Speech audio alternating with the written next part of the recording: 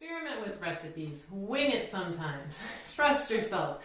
Put more of something in. Put less of something in. Do a substitution. If you like one vegetable or have one vegetable, trade it out. Trade out the meat. Trade out the quantity. You can even Google things sometimes for real substitution for things like buttermilk, heavy cream, sour cream, a lot of dairy things you can substitute. Look for those kind of things. But mainly just trust yourself. You know what you like, you know what your family likes, and you know what you have on hand. Turn leftovers into things like soups and casseroles. If you don't have enough, put those small quantities in the freezer and save it up until you do. But just use what you have. It's such a waste of money to buy food and then not use it. I'm kind of known as a little bit of a rebel cook because I don't follow recipes.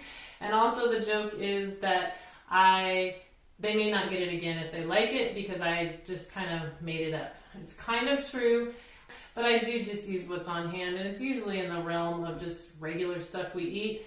Sometimes I've failed. I'm not going to say that they're all been successes, but generally they're in the edible range and we can eat them. If it's a failure night, we usually have a backup plan, but that's rare because you kind of know what your family likes.